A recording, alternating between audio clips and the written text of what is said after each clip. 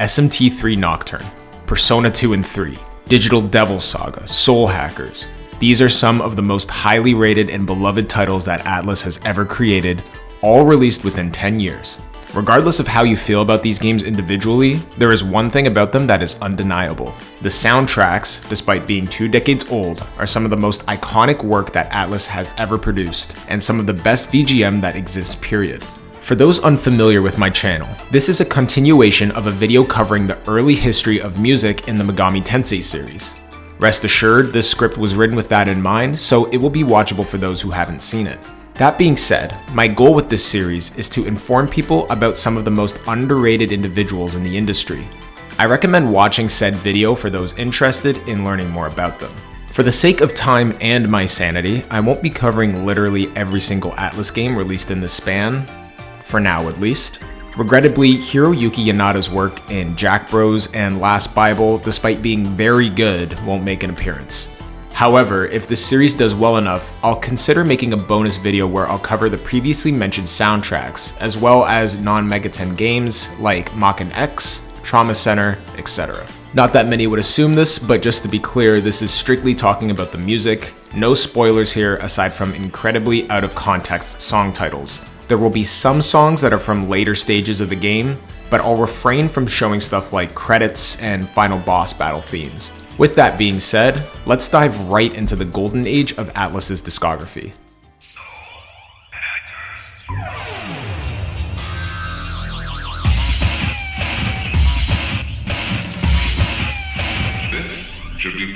Launching off the success of 1995's Devil Summoner, the new faces of Atlus Sound Team were tasked with following up on an already fantastic score in the series' second installment, Devil Summoner Soul Hackers.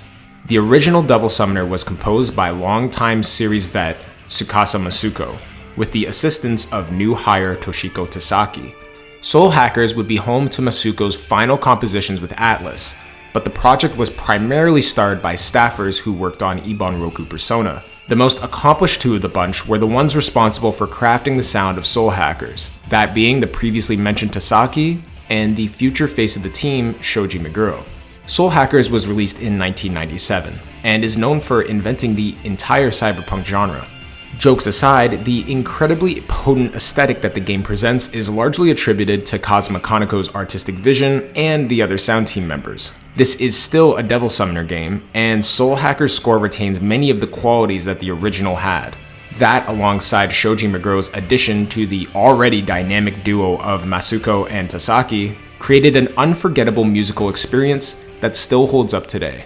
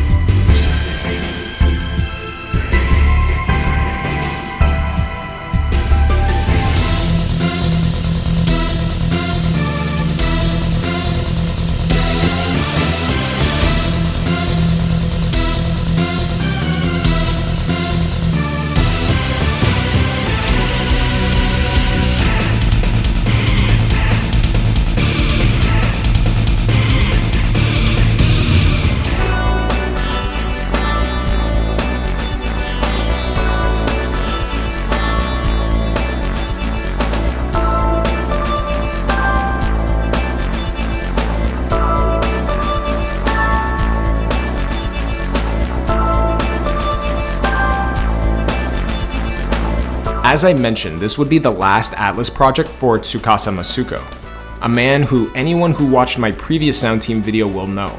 The father of all Megaten music deserves a good send-off here, so let's briefly cover what he did afterward. There's not a lot of publicly available info on the matter aside from him being credited in many different projects, so bear with me. Not sure if he was employed there permanently, but in the early 2000s he often collaborated with Brownie Brown, now known as 1UP Studio. For those unaware, they are a big part of Nintendo's operation, and are housed in their Conda Square office with companies like HAL Laboratories and Game Freak. While not as famous or large as those other companies, needless to say, they've worked on a few well-received games over the years. As for Masuko himself, he stopped working on Brownie Brown projects around 2008 and then did work for the Super Smash Bros. Series as one of the many talented arrangers. There aren't a ton of tracks that are confirmed to be his arrangements, but the ones that are mostly belong to the Zelda and Metroid series. For the last few years, he's worked closely with Furyu and former Atlus staff on the Caligula Effect and Monarch series. Like most non-Meguro Atlus composers, he is criminally underrated, and not talked about at all outside of old-school Megaten buffs. He hasn't been credited with anything for the last 2 years, so I'm not sure if he's currently working on something or retired. Either way, the career of Tsukasa Masuko has given us some real gems over the years.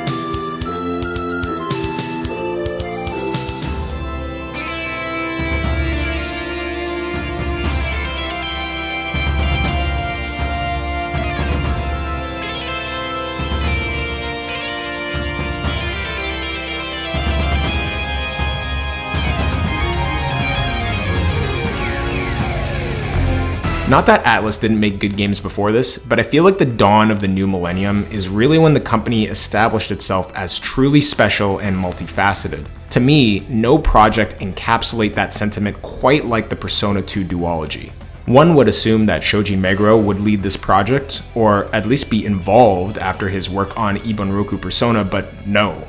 This was entirely made by the other prevalent sound team members. Toshiko Tasaki, who is now suddenly the veteran on the sound team, had an amazing showing in the duology, with genuinely some of the most beautiful songs I've heard in a video game.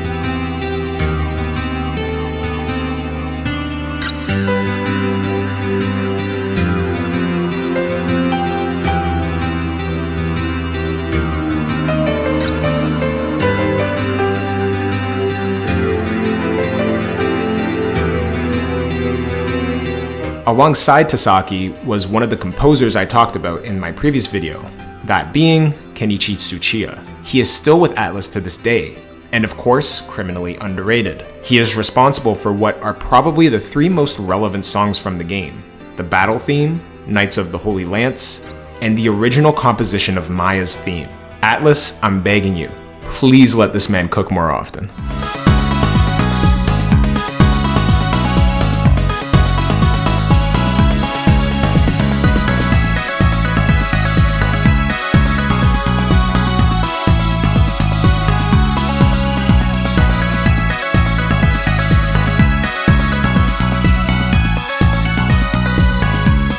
Before we move on, there is a third composer who had an even smaller role in Eternal Punishment, Masaki Kurokawa. He was only with Atlus briefly, but left his mark with a few iconic songs of his own.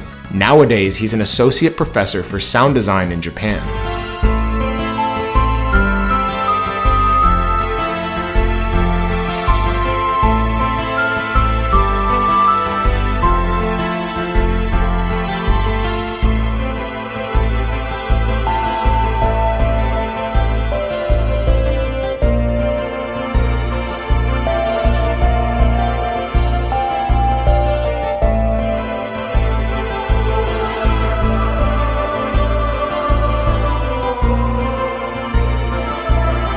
Obviously, Eternal Punishment's OST is just as great as Innocent Sins, if not better. Toshiko Tasaki in particular produced some of the best dungeon and map themes in the entire franchise.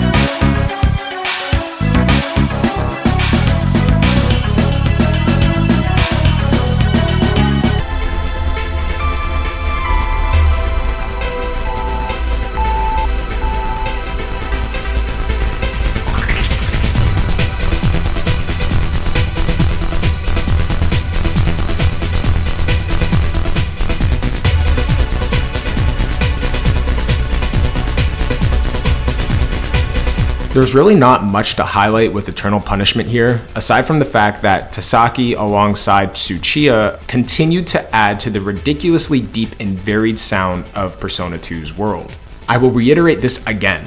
For the love of good music, Atlus, please free this man.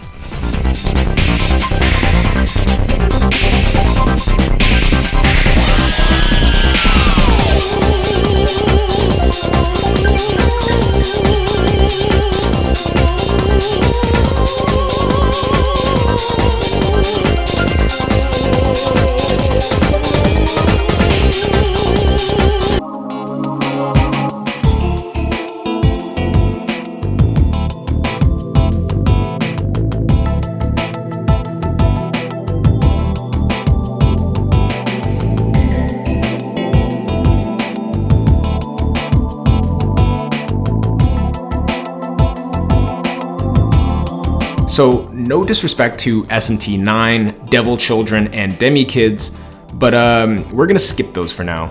Like I said, if this video series still gets a fair amount of support by the time 2 more installments pass, I will make a video covering everything I missed. Eternal Punishment was released in 2000, and we're skipping 3 years to go into another one of the most beloved JRPGs of its time. That's right, it's time to talk about SMT3 Nocturne and Shoji Meguro.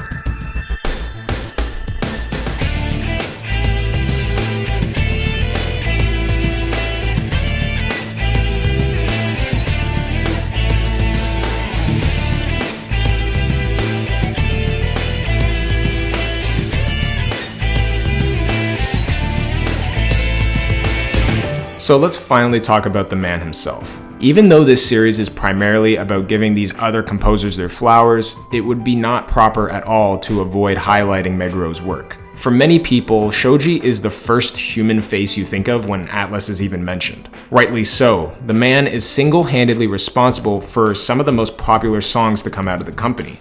6 of the 10 most viewed songs on YouTube are composed by him, and the #1 spot uses samples and elements from the sound he crafted in Persona 3. Not to mention, whenever there's a high-profile Persona or even SMT concert, he is very commonly seen on the lead guitar. Nocturne was really the game where he started to make a name for himself. In many interviews, Meguro has stated that he was not a fan of having to hold himself back on primitive gaming hardware. Now on the PS2, he is fully free to let loose with whatever crazy ideas he had brewing. And that he did. SMT3 had a plethora of different genres and sounds, not dissimilar to the more contemporary Meguro projects. Electronic, metal, and hard rock are heard throughout the experience, with some ambient tracks where appropriate. Aside from those obviously good elements, Shoji infused the battle themes with an incredibly experimental and unique touch, that being the vocals, sung by Albert. Some of you might know who that is, and some of you might be asking, who the hell is Albert? Albert is a text-to-speech voice that has been used in Mac computers for decades. How do you make a shitty text-to-speech bot sound good in a turn-based RPG? Well, just leave it to Shoji Meguro. Hello, I am Albert.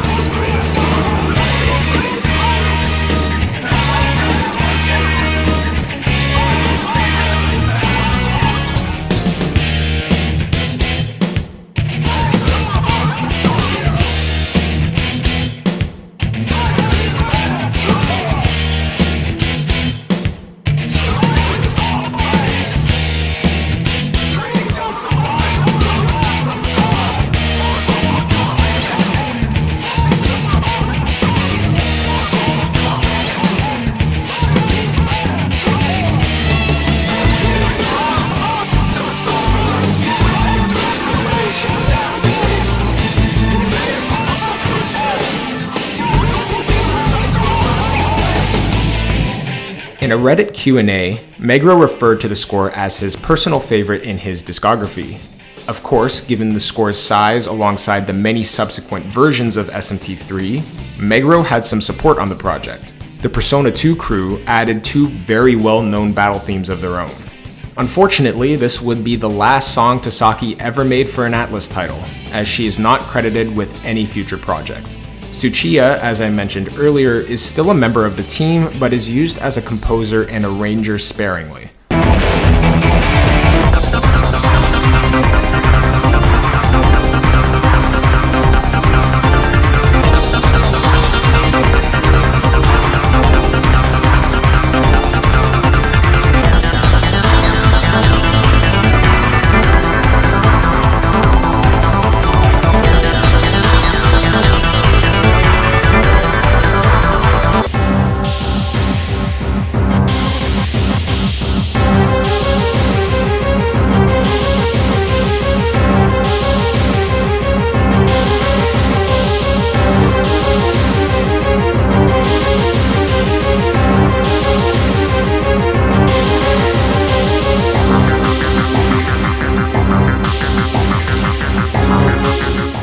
For the next half-decade, Atlus will be riding the wheels of Shoji Meguro almost exclusively. This did not seem to bother him at all, as his next project was, in my personal opinion, his best work ever. Digital Devil Saga 1 took everything that was awesome about Nocturne's score and elevated it even higher. With a more progressive sound in the second entry, it was honestly hard to decide what songs to choose for these sample packs.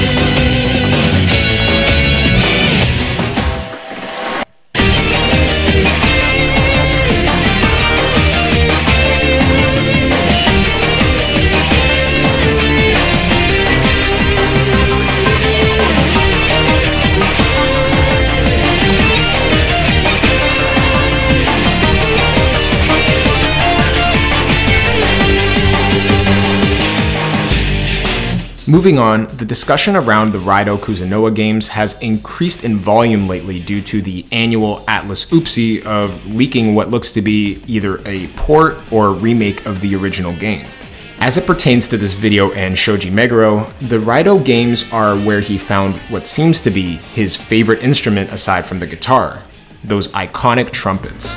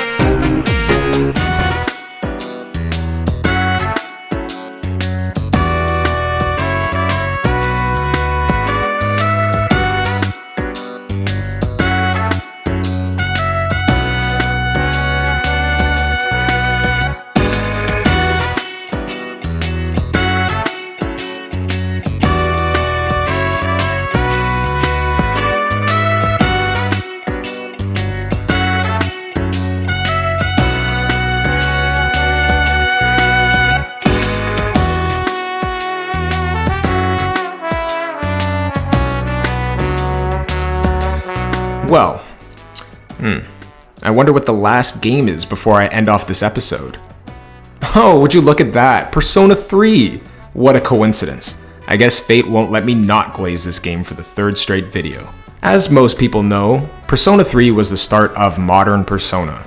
I'll spare you the details of what that meant for the company and the franchise, but needless to say, modern Persona music is a big deal. Accounting for the poor sales of Nocturne and the DDS duology, it would be accurate to say that this is the first time Atlus music was introduced to a substantial audience in the West.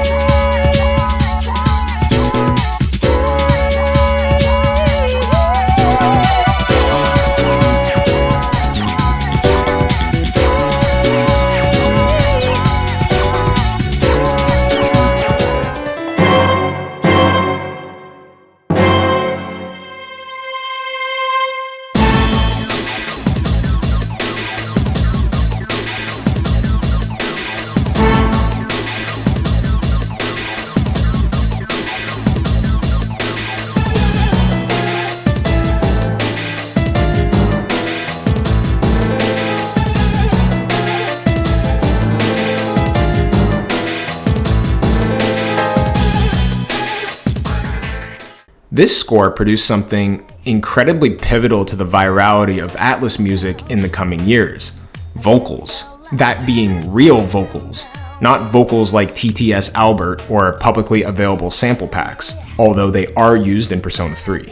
The impact of this creative choice sparked a monster that I'm sure even people at Atlus didn't expect. Remember this graphic? And remember how everyone and their mom was talking about the Kendrick Lamar and Drake beef last spring? Just to put it in perspective, It's Going Down Now from Reload has as many views as one of the music videos for that beef on YouTube.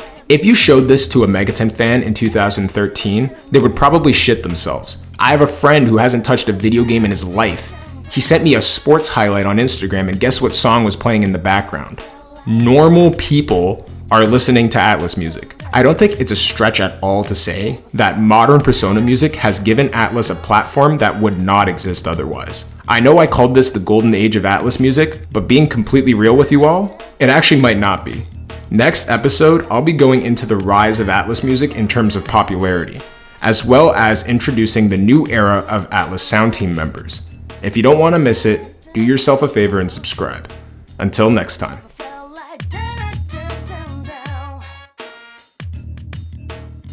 The